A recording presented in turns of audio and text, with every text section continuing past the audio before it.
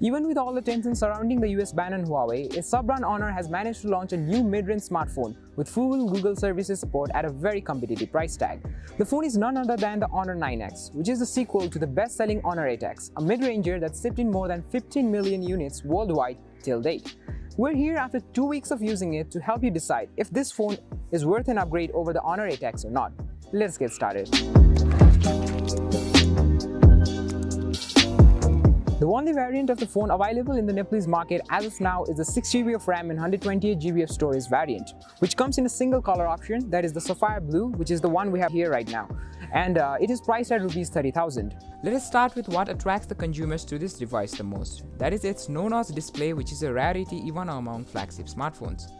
Similar to Honor 8X, this handset enjoys glass panels on the back with metallic framing on the sides. Though the company has not officially stated it, but I think we can safely assume that the glass panels are Corning Gorilla, as Huawei has been known for using it on its smartphones. The back has curved edges, making it more comfortable on the hand, along with the always-on blazing fast physical fingerprint scanner with various system gesture support. We can notice a holographic axe on the glossy back panel, symbolizing for its name Honor 9X. Sadly, you'll need to use a back cover anyway, as the back glass panel is a huge fingerprint magnet. The front is all about the notchless display with a slightly larger chin. The 6.59-inch IPS LCD screen with rounded corners is of 1080p resolution, making for a 19.5:9 aspect ratio and 391 pixels per inch density. After comparing with various other phones that we had, we found Honor 9X's maximum and minimum brightness, color accuracy, and contrast ratio to be pretty good for its price tag. In summary, we were neither disappointed nor amazed. Talking about its size, the pop-up selfie, the second mic, the hybrid dual SIM tray are on the top. The volume and power keys are on the right, and the bottom has a USB-C port, the audio jack, the mouthpiece, and the loudspeaker. With a mere thickness of 8.8 mm, the phone weighs about 206 grams. Overall, it was a pleasure to handle the 9X personally and also show off its design and screen in the public as well. The Honor 9X runs on EMUI 9.1, which is based on Android 9 Pie. It has all the default Huawei and Google apps pre-installed. The fingerprint unlock is super fast, but there's no face unlock in this phone. The single downward firing loudspeaker has decent audio output and lags in the highs and lows a little. As always, I recommend you to make use of the headphone jack for your content. The phone is powered by a high silicon Kirin 710F octa-core 12nm processor with Mali's G51 MP4 GPU and comes with 6GB of RAM and 128GB of storage. The phone has expandable memory of up to 512GB with microSD card. But there has been no upgrade in the processor department from the Honor 8X of last year, and even our benchmark results weren't that impressive. We were able to run PUBG Mobile at HD graphics and high FPS without any lag or frame drops. Sadly, Call of Duty only ran on low graphics and medium frame rate.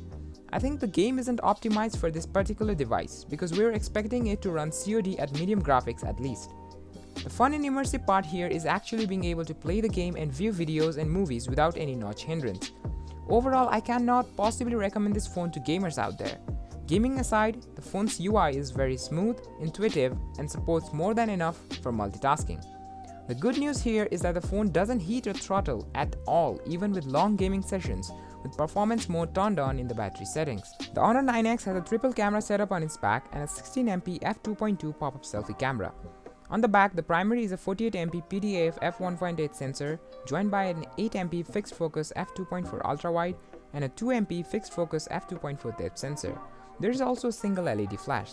The pictures taken from the 48MP sensor is pixel beamed to a traditional 12MP image with less noise. In daytime, the 12MP photos have mediocre contrast, dynamic range with noticeable over-sharpening, but accurate white balance and colors. The same pictures have pumped up contrast and boosted colors when AI mode is turned on.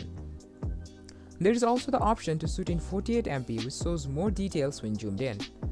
The 8MP ultra-wide shots in daytime give that new perspective to the pictures, but the detail, contrast, and dynamic range is average at best. The distortion correction is done automatically by the smartphone while clicking ultra-wide pictures. In low light, the photos from the main and the ultra-wide sensor aren't that presentable even with post-edits. The night mode helps a little in lowering noise levels, maintaining accurate colors, and bringing out highlights, but the resolved detail is pretty low. Also, there's no support of night mode for the white sensor. The 2MP depth sensor captures scene depth information, resulting in good portraits in proper lighting conditions. There's also the option to play with the type of background blur and lighting, along with beautification support. Aperture mode lets you manually adjust the amount of background blur while clicking portraits of anything. The pop-up selfie seemed a little slow to me, but it won't make much of a difference actually. In plenty of light, the selfies come out very detailed with accurate colors, and as always, I prefer not to beautify myself, but there's an option if you want to. The max video resolution supported by both the sensors is 1080p, but the ultrawide supports up to 30 fps only. There's also no electronic or any kind of stabilization on either camera. At 30 fps, the footage has some motion blur, but at 60 fps, the footage is quite nice with lively colors, decent dynamic range, but average detail. The Honor 9X is juiced up by a decent 4000 mAh battery. It supports 10W non-fast charging, and the provided 5V 2A adapter refills about 30% of its depleted battery in half an hour, which is not that impressive. However, the battery life is pretty good, as it lasted around 13 hours and 11 minutes in our standard video loop test with the half brightness, airplane mode and earphones plugged in. Finally, I can frankly say that there are better alternatives for this phone out there in the market right now. But this phone definitely deserves some points for its bezel-less display, beautiful design, decent camera and impressive battery life. So would you guys give this phone a try? Let us know down in the comment section below. Until next time, I wish you good days ahead.